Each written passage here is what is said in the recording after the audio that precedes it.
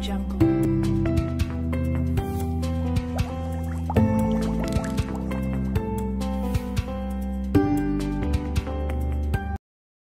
Itu Adam membawa penanak padi. Tak lupa membawa segi kopi. Marilah kita belajar dengan hati tentang unsur nitrogen dan fosfor penuh materi. Perkenalkan, kami dari kelompok 2 memaparkan materi mengenai nutrisi nitrogen, fosfor dan senyawanya. Jadi, assalamualaikum warahmatullahi wabarakatuh. Selamat sore semuanya. Kami yang beranggotakan saya, Rina Syahila, selanjutnya ada Vivi Panjaitan sebagai pemateri pertama, Diana Dasreka sebagai pemakan materi kedua, saya Teresia Yolanda Kebaran pemateri ketiga, saya Kristina Angelina sebagai pemateri yang keempat, saya Presiden Purba sebagai pemateri kelima. Baiklah, tahu nggak sih di mana unsur golongan 5A atau biasa disebut dengan 15A yang terdiri dari nitrogen, fosfor, arsen, dan antimon dan juga bismut akan kami jelaskan pada materi kali ini. Yang pertama, Vivi Panjaitan dipersilakan memaparkan materinya.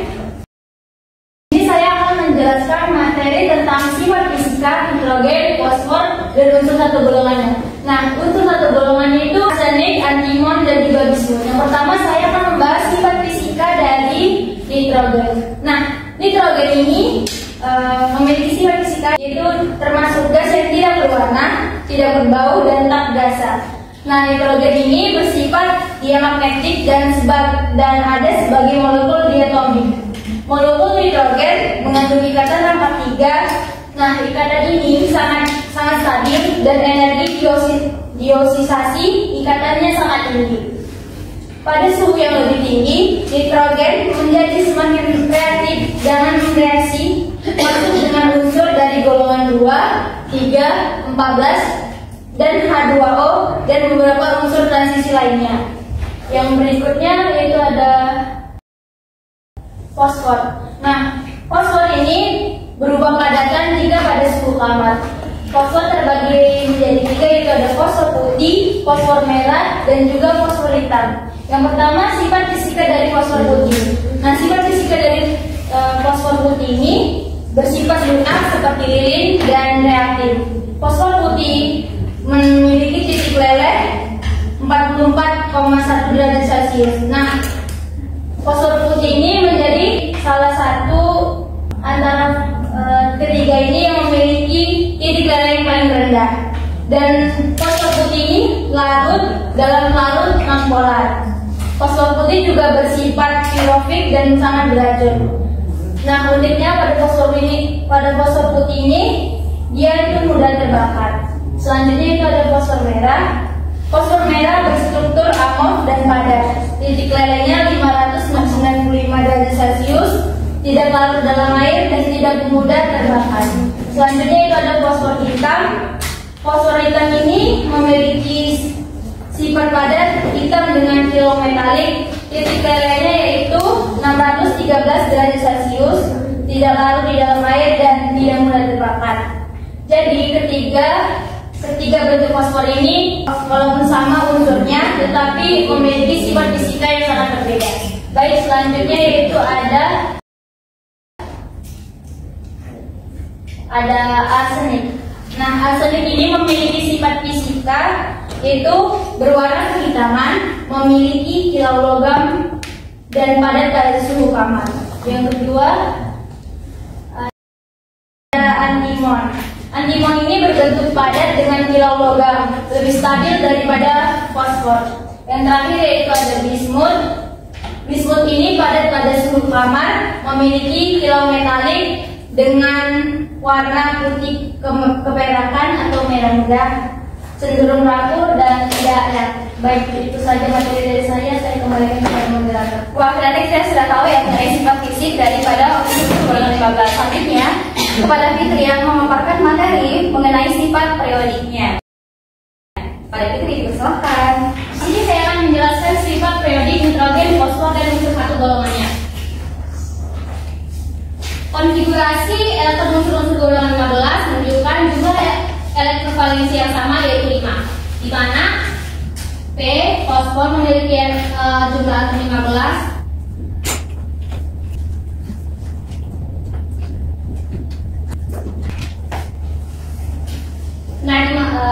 Nah, dapat kita lihat di sini bahwa setiap unsur golongan 15 memiliki jumlah elektron terluarnya itu 5. Dengan jumlah elektron valensi yang sama, jadi atom akan meningkat seiring bertambahnya unit elektron. Di mana nitrogen memiliki jari-jari atom terkecil, sedangkan bismut memiliki jari-jari atom terbesar. Afinitas elektron menunjukkan kemampuan unsur menerima elektron.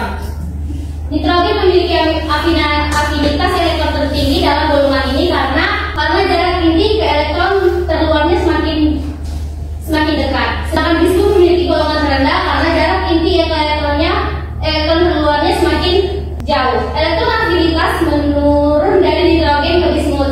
Sedangkan nitrogen paling besar daya tariknya terhadap elektron dan bismut paling kecil. Perbedaan ini mempengaruhi reaktivitas dan sifat unsur kimia dalam golongan ini.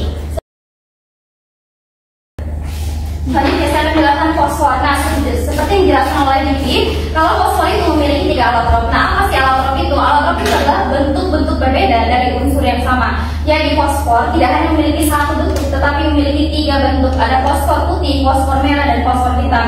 Nah, yang paling reaktif adalah fosfor putih, di mana saat dia diletakkan di ruang terbuka, dia akan langsung bereaksi dengan oksigen. Selanjutnya ada fosfor merah yang biasanya digunakan dalam korek api. Selanjutnya ada fosfor hitam yang paling stabil di antara ketiga allotrop. Selanjutnya ada arsenik. Arsenik adalah unsur golongan 5A dan tak berperiodik yang mudah berikatan dengan banyak unsur. Dalam bentuk logam, arsenik itu rapuh, mudah berkarat, dan cepat teroksidasi menjadi arsenik trioksida saat dipanaskan dan memiliki bau seperti bawang putih. Selanjutnya ada antimon. Seperti ini bentuknya. Antimon menurut definisinya adalah unsur perak biruan yang padat dan tergolong metaloid karena sifat dan penampakannya semi metalik. Yang selanjutnya ada bismut. Bismut seperti ini penampakannya adalah unsur paling metalik dan paling sedikit dari golongan nitrogen. Bismut keras, rapuh, berkilau, dan berkristal kasar. Jadi demikianlah pemaparan materi mengenai sifat periodik. Selanjutnya teman kami Teresia akan jelaskan mengenai macam-macam senyawa mengandung hidrogen. Senyawa yang mengandung nitrogen sangat banyak digunakan dalam kehidupan sehari-hari. Beberapa senyawa yang mengandung nitrogen itu yang pertama ada amonia. Amonia adalah gas yang digunakan secara luas dalam pembuatan pupuk dan bahan kimia. Proses Haber-Bosch digunakan untuk menghasilkan amonia dari nitrogen dan hidrogen pada suhu tinggi dan tekanan tinggi menggunakan proses Haber-Bosch. Yang kedua, asam nitrat. Asam nitrat adalah cairan yang digunakan dalam pembuatan bahan peledak, pupuk, dan bahan kimia lainnya. Asam nitrat bersifat korosif dan dapat bereaksi dengan logam membentuk gas nitrogen dioksida. Yang ketiga adalah oksida nitrogen. Oksida nitrogen seperti nitrogen monoksida dan nitrogen dioksida yang digunakan dalam industri bahan bakar, roket, dan gas anestesi. Yang keempat itu hidrazin. Hidrazin adalah senyawa yang digunakan sebagai bahan bakar roket dan zat pereduksi dalam reaksi kimia. Hidrazin sangat reaktif dan bersifat toksik. Yang kelima ada cyanida. Cyanida adalah senyawa beracun yang digunakan dalam industri pertambangan dan pembuatan plastik. Meskipun beracun, cyanida memiliki peran penting dalam beberapa proses industri. Tadi sudah menjelaskan mengenai nitrogen, selanjutnya kita akan menjelaskan mengenai macam-macam senyawa fosfor. Kepada Kristi, dipersilakan. Sekarang kita akan membahas apa saja macam-macam senyawa yang mengandung unsur fosfor dan bagaimana reaksi hasil. Yang pertama yaitu asam fosfat food grade, atau fosfor ini terkandung di dalam makanan, yang dimana asam atau pH di dalam fosfat ini dapat meningkatkan kualitas makanan sehingga dapat meningkatkan hingga makanan dapat awet dan terjamin kualitasnya. Yang kedua yaitu dalam pembuatan minuman bersoda. Nah, asam fosfat ini dapat memberikan rasa asam di dalam minuman yang bersoda karena dia mengandung pH di dalam senyawanya, sehingga dengan meningkatnya asam di dalam minuman tersebut dapat meningkatkan cita rasa bagi mengonsumsi minuman bersoda tersebut. Selanjutnya yaitu asam fosfat juga digunakan dalam pembuatan pupuk dan deterjen. Selain dari makanan dan minuman, asam fosfat juga dapat berguna dalam pembuatan pupuk dan deterjen. Karena fosfat ini di dalamnya terkandung yaitu komponen penting dalam pembentukan pupuk fosfat yang digunakan untuk kesuburan tanah. Karena di dalam fosfor ini dia mengandung pH sehingga dapat meningkatkan kesuburan tanah. Dan dalam deterjen fosfor ini mengikat ion kalsium dan magnesium sehingga dapat membersihkan pakaian ketika kita menggunakan deterjen. Yang selanjutnya pembentukan ATP. ATP itu apa sih? ATP itu adalah adenosin difosfat. Nah, fosfat berperan penting dalam pembentukan ATP yang merupakan sumber utama bagi sel-sel tubuh manusia. Dalam proses metabolisme, fosfat ini akan diikat ke ATP sehingga membentuk ATP melalui proses fosforilasi. Yang selanjutnya yaitu fosfat juga digunakan dalam pembuatan bahan pembersih, yang dimana telah kita tahu tadi bahwa fosfat ini dapat mengikat ion kalsium dan magnesium sehingga dapat membersihkan. Selanjutnya fosfat juga berperan dalam pembentukan tulang dan gigi pada makhluk hidup.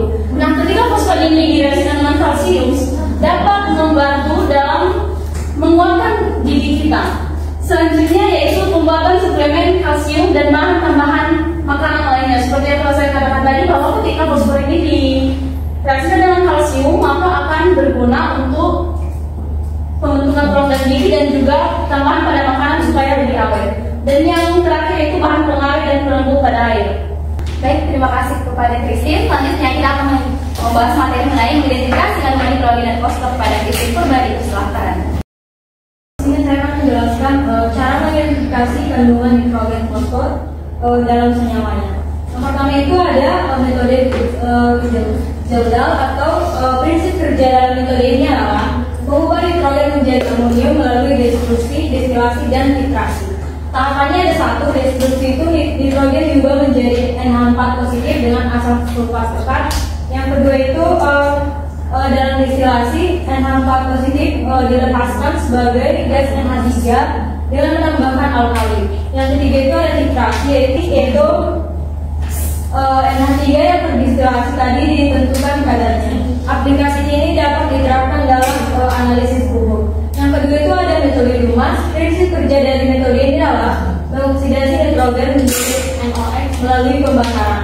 Prosesnya itu sampel dibakar menghasilkan CO2, H2O dan NOx. Yang kedua itu ada CO2 dan H2O diserap. NOx juga dideteksi dengan detektor CCD. Hasilnya akan dihitung otomatis oleh alat. Yang ketiga itu ada metode MIR atau prinsip kerja dari metode ini adalah menggunakan cahaya inframerah dekat untuk menganalisis sampel. Keunggulannya itu cepat, non-destruktif, cocok untuk tanaman, makanan, dan tanah. Yang kedua itu untuk mengidentifikasi kandungan fosfor itu ada yang menggunakan metode spektrometri sinar kampak. Prinsip kerjanya adalah mengukur konsentrasi fosfor melalui intensitas warna kompleks. Tahapannya itu yang pertama hidrolisis, fosfor diubah menjadi ortofosfat dengan asam nitrat. Yang kedua itu pembentukan kompleks, ortofosfat bereaksi dengan amonium molibdat dan asam vanada menghasilkan warna kuning. Yang ketiga itu pengukurannya intensitas warna diukur pada panjang gelombang 400 nanometer menggunakan spektrofotometer. Keunggulannya itu akurat dan presisi tinggi. Aplikasinya itu dalam analisis pupuk, makanan, dan tanah. Baiklah, kita masuk ke materi terakhir yaitu mendapatkan kandungan nitrogen, fosfor, dan senyawanya.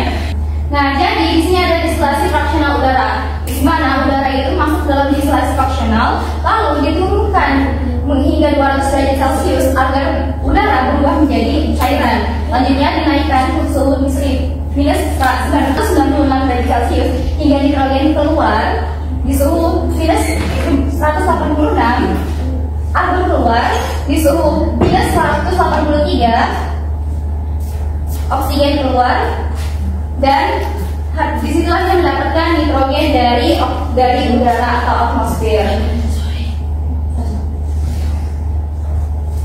Selanjutnya ada metode membran permeable, di di mana udara dilewatkan dalam suatu member permeable yang memungkinkan gas nitrogen melewati dan dengan lebih cepat dari nitrogen murni dapat dikumpulkan. Di mana di sini terlihat ada udara yang masuk dan di sini ada gas-gas lain yang keluar, sedangkan nitrogen itu keluar dari daerah sini.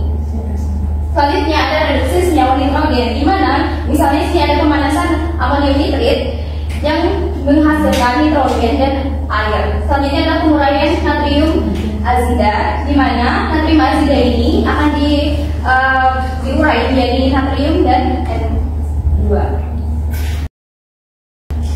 Selanjutnya cara mendapatkan fosfor. Yang pertama melalui reduksi fluorofaktit dari tungku listrik, di mana bahan utamanya pastinya fluorofaktit.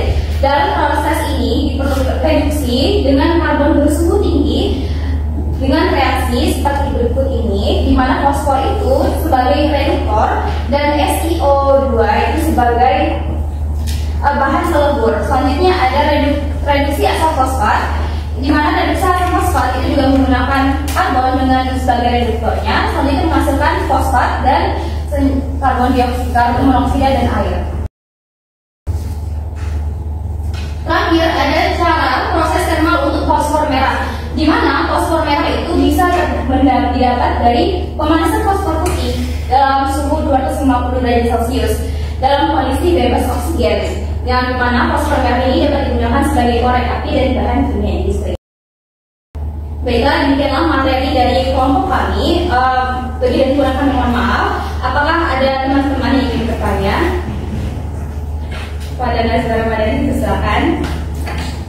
Baiklah, saya akan bertanya dari kelompok 1. Ini pertanyaan tadi tentang materi dari Angel tentang fosfat. Tadi disebutkan kalau fosfat itu berperan penting dalam pembentukan kekuatan tulang atau gigi. Jadi bagaimana peran fosfat itu dalam pembentukan tulang maupun gigi, dalam pembentukan kekuatan tulang maupun gigi, dan apa proses apa yang terjadi dan bagaimana proses itu terjadi? Terima kasih. Selanjutnya kepada Regina dipersilakan. Baik, terima kasih kepada moderator. Saya Regina dari kelompok 3 mau bertanya. Tadi dibilang nitrogen dan fosfor itu memiliki sifat dan alotrop yang berbeda secara signifikan. Jadi pertanyaannya, bagaimana energi ikatan yang tinggi pada nitrogen mempengaruhi keberadaannya di atmosfer dibandingkan fosfor? Dan mengapa fosfor putih itu sangat reaktif dan mudah meledak di udara, sedangkan fosfor merah dan hitam lebih stabil? Lalu bagaimana perbedaan polaritas dan struktur ikatannya mempengaruhi sifat periodik kedua unsur ini dalam senyawa mereka? Terima kasih. Selanjutnya kepada Yolanda. Dari kelompok yang bertanya, apa yang membuat ikatan rangka 3 pada molekul nitrogen sangat kuat dibandingkan dengan ikatan antar atom pada alotrop, karbon atau sulfur? Kedua, dalam reaksi kimia, bagaimana perbedaan struktur molekul antara nitrat dan nitrit mempengaruhi stabilitas dan reaktivitas, terutama dalam reaksi reduksi yang menghasilkan gas nitrogen? Baik, terima kasih. Selanjutnya kepada Delima. Saya Delima Syatur dari kelompok 4. Pertanyaannya itu bagaimana perbedaan sifat kimia antara nitrogen yang cenderung inert dalam bentuk gas dan fosfor yang lebih aktif dalam berbagai alotropnya, yang mempengaruhi peran keduanya dalam kehidupan sehari-hari, dan mengapa senyawa nitrogen banyak digunakan dalam industri pupuk dan pendingin, sedangkan senyawa fosfor lebih dominan dalam bahan peledak dan deterjen, serta bagaimana dampak penggunaan berlebihan dari kedua unsur ini terhadap lingkungan dan kesehatan manusia. Baik, terima kasih. Selanjutnya pada Mingsu. Baiklah, saya Segarani dari kelompok keempat ingin bertanya, yang pertama, mengapa nitrogen lebih stabil dalam bentuk gas diatomik atau N2, sedangkan fosfor lebih stabil dalam bentuk padatan? Yang kedua, jelaskan bagaimana nitrogen dapat membentuk berbagai bilangan oksidasi dalam senyawa. Baik, terima kasih kepada para rekannya. Selanjutnya kami berikan kepada kelompok pertama. Umur ini boleh, biarkan kami menjawab ya, Le.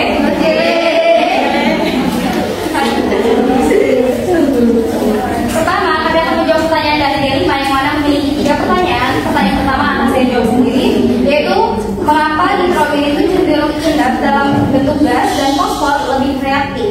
Nah, pertanyaan jawabannya adalah nitrogen memiliki ikatan perangkap 3 yang kuat. Nah, sedangkan fosfor itu tidak memiliki ikatan perangkap 3, sehingga fosfor pastinya lebih reaktif. Nah, dia bersifat inert dan sangat kuat sehingga sulit bereaksi secara spontan. Seperti yang dijelaskan oleh kelompok 1 sebelumnya, bahwa gas-gas nitrogen yang memiliki ikatan perangkap 3 di alam itu sulit untuk bereaksi dengan hal yang lain, dengan unsur yang lain. Selanjutnya, fosfor lebih reaktif tadi karena dibilang tidak memiliki ikatan perangkap seperti nitrogen dan tersedia dalam berbagai alotrop seperti alotrop putih yang sangat reaktif, dan fosfor merah yang lebih stabil serta fosfor hitam yang paling stabil. Selanjutnya nomor 2 dan 3 akan dijawab oleh Vivi. Baik, saya akan melanjutkan untuk menjawab soal dari Delima Syanturi. Pertanyaan kedua yaitu mengapa senyawa nitrogen banyak digunakan dalam industri pupuk dan pendingin, sedangkan senyawa fosfor lebih dominan dalam bahan peledak dan deterjen. Nah, untuk penggunaan industri pada senyawa nitrogen yaitu industri pupuk NH3 untuk meningkatkan hasil pertanian. Gas pendingin dalam teknologi cryogenik gas inert untuk mencegah oksidasi dalam makanan dan peralatan elektronik. Nah, untuk fosfor, kenapa cenderung digunakan bahan peledak fosfor putih yaitu deterjen dalam bentuk fosfat. Pupuk fosfat untuk mempercepat pertumbuhan tanaman, produksi, pembersih, dan bahan kimia industri. Nah, saya akan menjawab nomor 3 yaitu bagaimana dampak penggunaan berlebihan dari kedua unsur ini terhadap lingkungan dan kesehatan manusia. Nah, dampak terhadap lingkungan dan kesehatan untuk nitrogen, penggunaan pupuk nitrogen berlebihan menyebabkan eutrofikasi atau ledakan alga di perairan, merusak ekosistem air.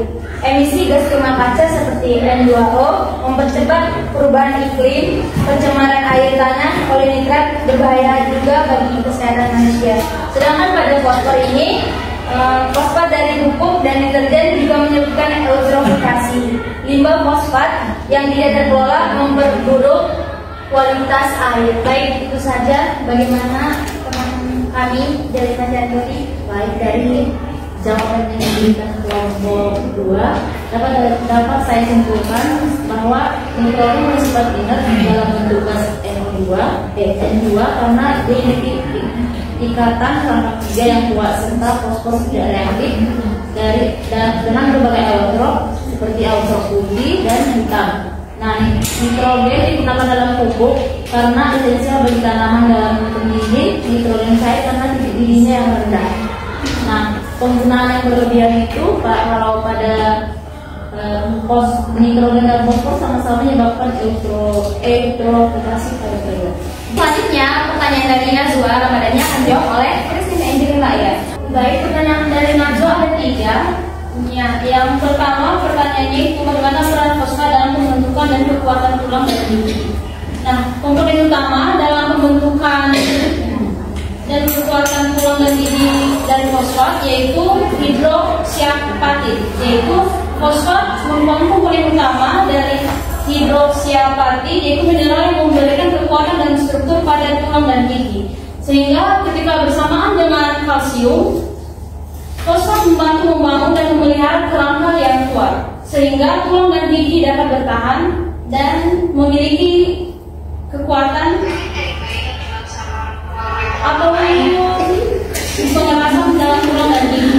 Yang kedua yaitu proses yang terjadi dalam kerang fosfat, yaitu pembentukannya ion fosfat berikatan dengan ion kalsium untuk membentuk kristal hidroksiapatid. Kristal-kristal ini kemudian menempel pada matriks kolagen dalam tulang dan gigi, memberikan kekuatan dan kekerasan.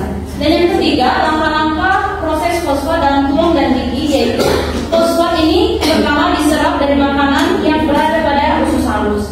Nah, kemudian dari usus halus akan menimbulkan vitamin D yang berperan penting dalam membantu penyerapan fosfat, sehingga terjadi dalam transportasi dalam darah. Setelah diserap, fosfat diangkut melalui darah ke tulang sehingga membentuk kristal hidroksiapatid. Terima kasih. Bagaimana, Mas?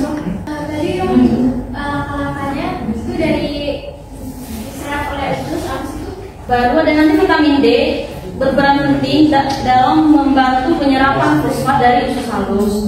Setelah itu terjadi transportasi dalam darah yang diserap sehingga fosfat diangkut melalui darah ke tulang sehingga terbentuklah kristal hidroksiapatit. Terima kasih Prof. Angel. Saya simpulkan bahwa bagaimana peran fosfat dalam pembuatan tulang sendiri yaitu karena adanya komponen hidroksiapatit yang bereaksi dengan kalsium. Terus ion fosfat ini bereaksi dengan kalsium menjadi hidroksiapatit dan lama-lamanya itu fosfat diserap oleh usus halus. Kemudian ada vitamin D yang berperan dalam penyerapan, kemudian adanya transfer dalam darah dan berakhir pada pembuatan tulang. Terima kasih. Selanjutnya pertanyaan dari Regina akan dijawab oleh Fitri. Bersilakan. Baik, di sini saya akan menjawab pertanyaan dari Regina. Di mana pertanyaan pertama ada nitrogen dan fosfor memiliki sifat dan alat yang berbeda secara signifikan. Bagaimana energi ikatan yang tinggi pada nitrogen mempengaruhi keberadaan di atmosfer dibandingkan fosfor? Keberadaan di atmosfer dan energi ikatan molekul nitrogen mendominasi atmosfer di mana 78%-nya. Karena memiliki ikatan rangkap 3 yang sangat kuat, sehingga sulit bereaksi dengan unsur lain. Energi ikatan tinggi ini menyebabkan nitrogen tidak dalam kondisi standar, kecuali dalam proses dengan energi tinggi seperti petir atau fiksasi nitrogen. Pertanyaan kedua, mengapa fosfor putih sangat reaktif dan mudah meledak di udara, sedangkan fosfor merah dan hitam lebih stabil? Karena reaktivitas fosfor dan stabilitas alotrop fosfor putih memiliki struktur tetrahedral dengan tegangan ikatan yang tinggi, menyebabkan ikatan antara fosfor dan fosfor mudah terputus dan bereaksi cepat dengan oksigen di udara, bahkan bisa meledak. Pertanyaan yang terakhir ada bagaimana perbedaan polaritas dan struktur ikatan mempengaruhi sifat periodik kedua unsur ini dalam senyawa mereka?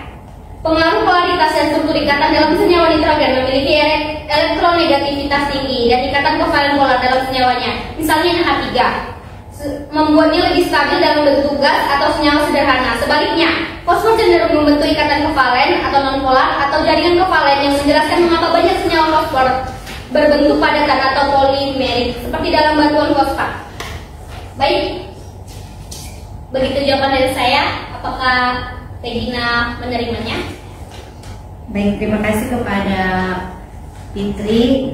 Dari jawaban yang bisa saya simpulkan yaitu nitrogen stabil di atmosfer karena ikatan rangkap 3-nya sangat kuat dan sulit bereaksi. Sedangkan fosfor dia lebih reaktif dan ditemukan dalam bentuk padatan dengan berbagai alotrop. Fosfor putih sangat reaktif karena tegangan ikatan yang tinggi, sementara fosfor merah dan hitam lebih stabil. Jadi untuk pertanyaan terakhir, simpulannya perbedaan polaritas dan struktur ikatannya membuat nitrogen ini lebih inert dalam senyawanya, sedangkan fosfor cenderung membentuk senyawa padatan seperti fosfat. Terima kasih. Baik, terima kasih kepada Fitri. Selanjutnya kepada Teresia menjelaskan mengenai pertanyaan dari Miss Suti. Saya akan menjawab pertanyaan Miss Suti, di mana mengapa nitrogen lebih stabil dalam bentuk gas diatomik, sedangkan fosfor lebih stabil dalam bentuk padatan. Nitrogen lebih stabil dalam bentuk gas diatomik karena ikatan rangkap 3 antar atom nitrogen sangat kuat. Ikatan ini memiliki energi ikatan dan jarak antar atom yang pendek sehingga molekul nitrogen menjadi sangat inert dan sulit bereaksi pada suhu kamar. Sebaliknya, fosfor lebih stabil dalam bentuk padatan karena sifatnya yang multivalen dan kecenderungannya membentuk struktur jaringan atom yang kompleks seperti fosfor putih atau merah. Nah, untuk pertanyaan kedua, bagaimana nitrogen dapat membentuk berbagai bilangan oksidasi dalam senyawanya? Nitrogen dapat membentuk berbagai bilangan oksidasi karena konfigurasi elektronnya 1s2, 2s2, dan 2p3 yang memungkinkan berharap dalam kehilangan mendapatkan atau berbagi elektron. Nah, hal ini terjadi karena nitrogen dapat menggunakan elektron valensinya untuk membentuk ikatan kovalen dengan unsur lain atau menerima elektron untuk membentuk senyawa ionik. Bagaimana dengan Subit? Baiklah, terima kasih kepada Felicia. Maka dapat saya simpulkan bahwa nitrogen stabil sebagai gas diatomik atau N2 karena ikatan rekatnya 3 yang kuat, sehingga dan sebaliknya fosfor lebih stabil dalam kepadatan karena ukurannya yang lebih besar dan kecenderungannya membentuk struktur poliatomik dengan ikatan kovalen yang lebih lemah dibanding nitrogen. Dan yang kedua, nitrogen memiliki berbagai bilangan oksidasi dari Q3 hingga +5 karena konfigurasi elektronnya memungkinkan berbagai jenis ikatan kovalen. Kemampuannya menerima, berbagi, atau melepaskan elektron membuatnya fleksibel dalam membentuk senyawa dengan berbagai unsur. Terima kasih. Baik, terima kasih. Selanjutnya pertanyaan terakhir oleh Miranda, menjawab oleh Christine Purba. Baiklah, saya akan menjawab pertanyaan dari Miranda. Pertanyaan yang pertama itu, apa yang membuat ikatan rangkap 3 pada molekul nitrogen sangat kuat dibandingkan dengan ikatan antara atom pada allotrop karbon atau sulfur? Itu terjadi karena yang pertama itu terdiri dari ikatan sigma dan 2 ikatan pi yang sangat kuat, dan yang kedua itu energi ikatannya sangat tinggi, dan ketiga itu tidak ada elektron di orbital antibonding sehingga lebih stabil. Yang pertanyaan kedua itu dalam reaksi kimia bagaimana perbedaan struktur molekuler antara nitrat dan nitrit mempengaruhi stabilitas dan reaktivitasnya, terutama dalam reaksi reduksi yang menghasilkan gas nitrogen. Perbedaannya itu nitrat atau NO3 lebih stabil karena resonansi penuh dan sulit untuk direduksi. Untuk nitrit itu kurang stabil, lebih mudah direduksi menjadi N2 dalam kondisi asam. Bagaimana dengan Miranda? Ini dapat disimpulkan itu pertanyaan pertama. Yang jawabannya ikatan rangkap 3 pada nitrogen sangat kuat karena terdiri dari satu ikatan sigma dan 2 ikatan pi dengan energi ikatan tinggi dengan energi ikatan yang tinggi. Ukuran atom nitrogen yang kecil memungkinkan tumpang tinggi, orbital yang kuat dan elektronegativitasnya tinggi, sehingga molekul N2 sangat stabil dan sulit bereaksi. Pertanyaan yang kedua yaitu nitrat lebih stabil daripada nitrit karena memiliki struktur resonansi yang mendistribusikan muatan negatif secara merata. Nitrit kurang stabil karena struktur akseleratesnya sehingga lebih reaktif dalam reaksi reduksi. Dalam reaksi reduksi, nitrit lebih mudah mengalami perubahan menjadi gas nitrogen melalui mekanisme redoks dibandingkan nitrat. Baik, demikianlah presentasi dari kami dan beserta dengan sesi tanya jawabnya. Dapat saya simpulkan bahwa unsur golongan 5 ini memiliki 5 unsur yang antaranya itu nitrogen, fosfor, arsen, antimon, dan bismut. Yang meskipun dalam satu golongan mereka memiliki sifat yang berbeda. Dan fosfor memiliki 3 allotrop yang berbeda dengan kereaktifan yang berbeda. Kita harus memahami golongan nitrogen ini dengan sangat baik karena ini sangat dekat dalam kehidupan kita sehari-hari. Demikian presentasi dari kami. Wassalamualaikum warahmatullahi wabarakatuh.